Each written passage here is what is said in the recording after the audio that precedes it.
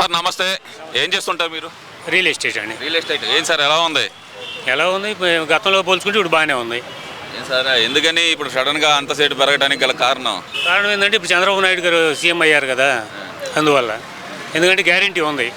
ఇంతకుముందు భూములన్నీ రేట్లు కోటి రూపాయలు అమ్మని కూడా 10,000 15,000కి వచ్చినాయి. ఇప్పుడు మళ్ళీ యథాస్థితికి 50,000 60,000కి వచ్చినాయి.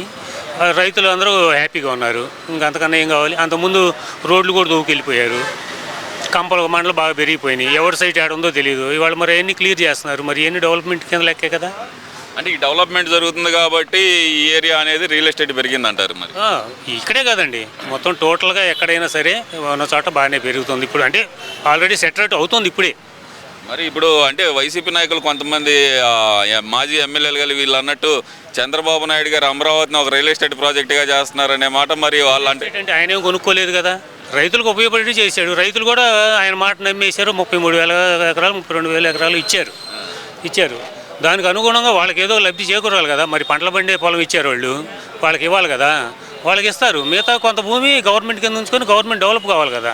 ఇప్పుడు రేపు మనకు ఉద్యోగాలు రావాలి, ఎక్కడి నుంచి వస్తాయి? ఇక్కడ ప్లేసులు తీయించి వాళ్ళు ఎవరైనా ఇన్వెస్ట్ చేస్తేనే కదా మనకు వచ్చేది. వాళ్ళకి ప్లేసులు కావాలి, మరి ఇస్తేనే కదా వచ్చేది.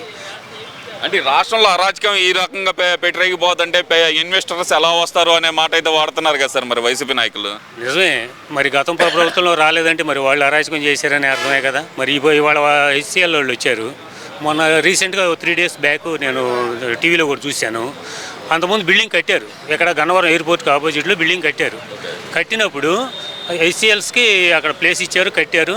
స్టార్ట్ అవబోయేటప్పటికి గవర్నమెంట్ మారింది, అది అట్లా ఆగిపోయింది.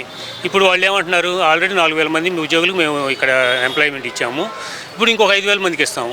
త్వరలో మాకు ప్లేస్ ఇస్తే ఇంకొక 15,000 మందికి మేము ఇస్తామని చెప్పేసి టోటల్గా వాళ్ళు అనౌన్స్ చేశారు. ఎదుగో ఇప్పుడు వచ్చారు. అది ఎంతో ఇన్నాళ్ళ నుంచి రాలేదు, 5 సంవత్సరాల నుంచి. చంద్రబాబు నాయుడు రాంగ్లో ఈ 2-3 నెలలు ఇవాళ వచ్చి మాట్లాడారు వాళ్ళు, మాకు ఇవ్వండి మేము డెవలప్ చేస్తాం. సాఫ్ట్వేర్ అప్పుడు ఏంటి, ఎక్కడికో పోవాల్సిన అవసరం లేదు, హైదరాబాద్ కూడా పోవాల్సిన అవసరం లేదు. అట్లా కొన్ని కంపెనీలు ఇక్కడికి వచ్చినాయి అనుకోండి, మన ఏరియా వాళ్ళకి, మన పిల్లలకి అందరికి ఇక్కడే వస్తాయి. ఎక్కడికో వెళ్ళాల్సిన అవసరం లేదుగా. అది మంచి పనే కదా. మంచిగానే చెప్పుకోవాలి. ఇప్పుడు జగన్మోహన్ రెడ్డి చేసినా, చంద్రబాబు నాయుడు గారు ఎవరు చెప్పినా మంచి అనుకోవాలి.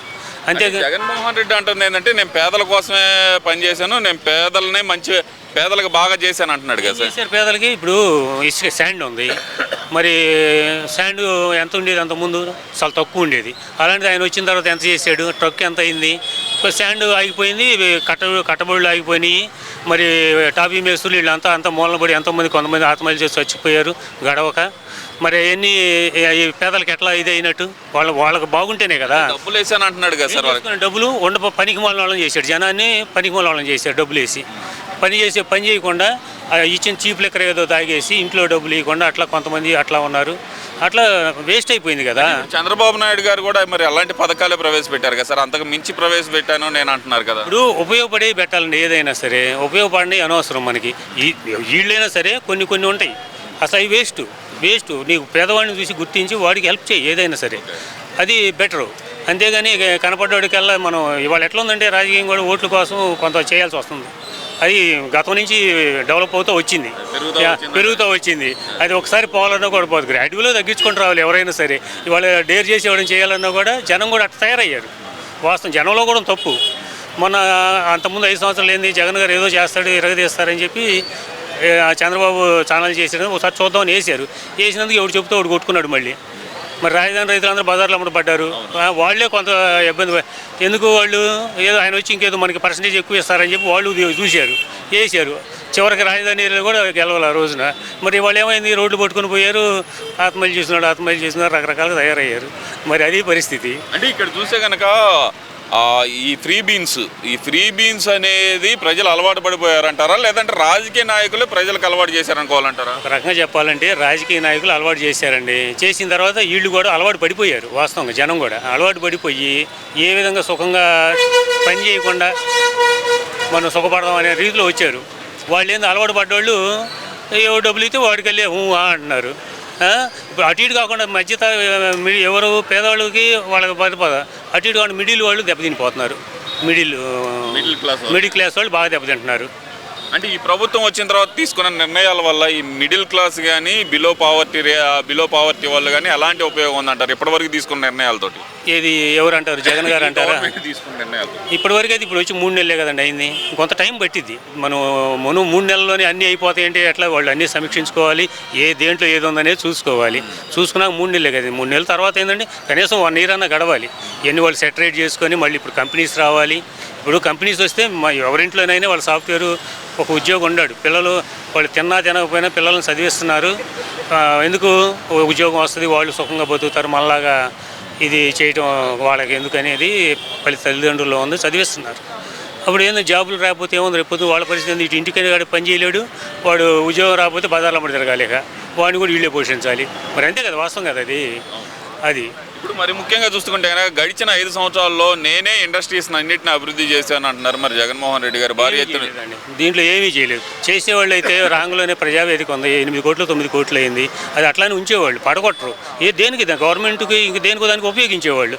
మరి ఇప్పుడు ఆయన చంద్రబాబు మీద కక్ష, ఇంక దేని మీద కక్ష తెలియదు, రాంగ్లోనే అది పడేస్తారు. పడేయటమే మొదలైంది కానీ కట్టింది ఎక్కడ ఉంది చెప్పండి? పలాని కట్టాము, పలాని ఇండస్ట్రీకి ఇది కట్టాము అని ఎక్కడ ఉంది చెప్పండి? మరి వీళ్ళు కూడా మరి ఈ కూటమి ప్రభుత్వం వచ్చిన తర్వాత కూడా వైసీపీ ఆఫీసులు పడేయడంతోనే స్టార్ట్ అయింది కదండి. మరి తాడేపల్లిలో మరి పడేశారు కదా, దాన్ని ఎలా చూడాలంటారు? ఇప్పుడు ఈ జనంలో ఇప్పుడు అచ్చంగా వాళ్ళు పడేయించారని మనం అనుకోకూడదు. ఇప్పుడు అంతకుముందు వాళ్ళు తగలబెట్టారు, అన్ని దాడులు చేశారు, అందరి మీద చేశారు. కానీ కొంతమందిలో ఏంటంటే ఆ అవేర్నెస్ జనంలో కూడా ఉంటుంది. కొంత మనల్ని పడగొట్టారు, మనం ఎందుకు పడగొట్టకూడదు అనేది కొంత ఉంటుంది. అలాంటి వాళ్ళు ఎవరైనా చేస్తే చేయవచ్చు ఉండొచ్చు, కానీ గవర్నమెంట్ చేయించిందని అచ్చంగా మనం అనుకోకూడదు. అది ఇక్కడ ప్రధానంగా చూసుకుంటే అసలు రాష్ట్రంలో పరిస్థితులు అసలు ఏం బాగాలేవు, సామాన్యుడు బతికే పరిస్థితి లేదు అనే మాట అయితే వైసీపీ నాయకులు చెప్తున్నారు సార్. ముఖ్యంగా జగన్మోహన్ రెడ్డి కూడా పదే ఆఖరికి ఢిల్లీ వెళ్ళి కూడా ధర్నా చేసి రాష్ట్రంలో రాష్ట్రపతి పాలన పెట్టాలి అని అడుగుతున్నారు కదా.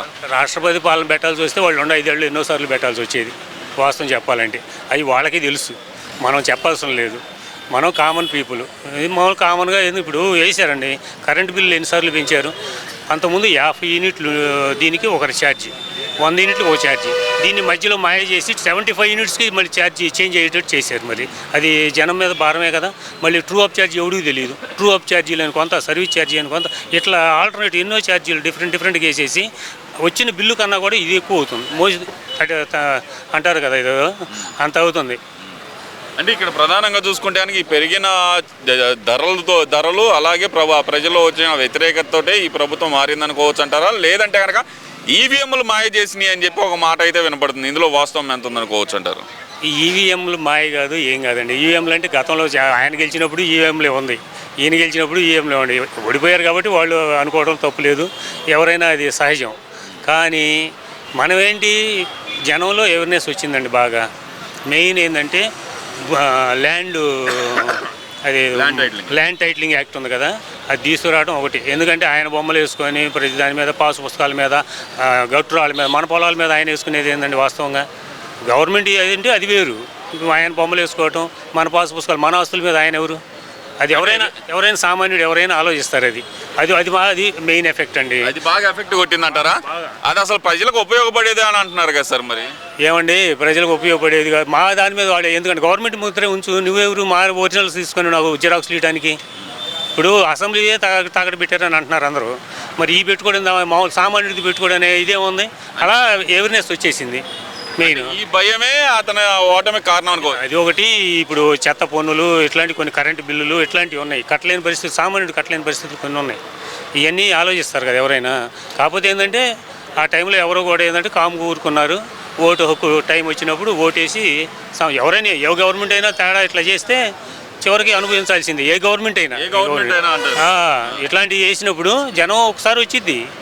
ఇప్పుడు డబ్బులు వాళ్ళ ద్వారా కొన్ని లబ్ధి పొందిన వాళ్ళు ఎవరో ఉండొచ్చు, వాళ్ళు అటే ఉంటారు. కాకపోతే ఏంటంటే జనంలో మిగతా పీపుల్స్లో ఏమైంది, ఇట్లా అవేర్నెస్ వచ్చింది.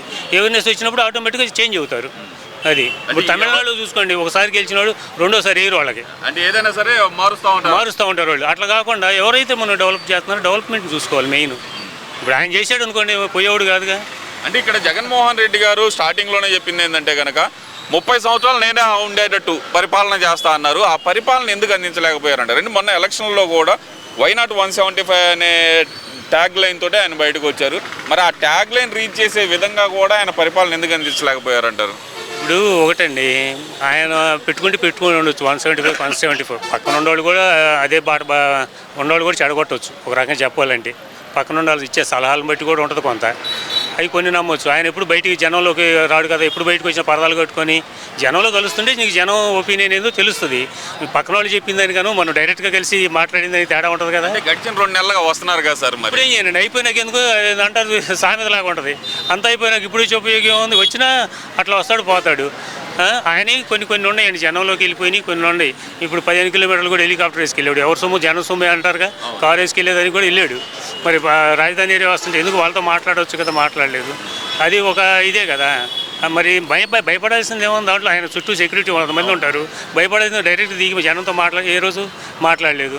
అట్లా డిఫరెంట్గా అవేర్నెస్ వచ్చేసింది జనంలో. అంటే ప్రజలకి దూరం అవటమే జగన్మోహన్ రెడ్డి ఓటమికి ప్రధాన కారణం అనుకోవచ్చు అంటారా? జనానికి దూరం అయ్యాడు, కొన్ని తీసుకున్న నిర్ణయాల వల్ల కూడా ఓడిపోవడానికి కారణం. ఈ పరదాలు ఇది చంద్రబాబు నాయుడు గారిని ఏంటంటే ఎక్కడెక్కడ ఇవన్నీ ఇరికియటం, ఆ జైల్లో పెడతాం, ఇవి కూడా అది చాలా ఎఫెక్ట్ అయిందండి. చాలా ఎఫెక్ట్ అయింది. ఎందుకంటే అరెస్ట్ చేయటం, ఎందుకంటే అంత వయసు ఆయన్ని ఇప్పుడు నీకు నిర్ధారణ తేలితే నువ్వు ఓకే, ఏం తేలకుండా నువ్వు తప్పుడు కేసులు బలాయించి పెట్టి జనానికి అట్లా అవేర్నెస్ తెలిసింది అనవసరంగా పెట్టారు అనేది, బెయిల్ కూడా రాకుండా అలా చేశారు అనేటప్పటికి జనంలో కూడా టీడీపీ కార్యకర్తలు కూడా పట్టుదల పెరిగింది. ఎట్లయినా సరే వేయాల్సిందేనని చెప్పేసి. అంతకుముందు కొంతమంది కొన్ని ఏరియాల్లో ఓటు వేయడానికి రారు, ఈసారి వచ్చారు. ఏదైనా సరే వేయాలి అనే పట్టుదలతో ముస్లాం మొత్తం కూడా వచ్చి ఓట్లు వేసారు. అందువల్ల ఈసారి టీడీపీ విన్ అయింది. అది okay sir, thank you. Okay sir.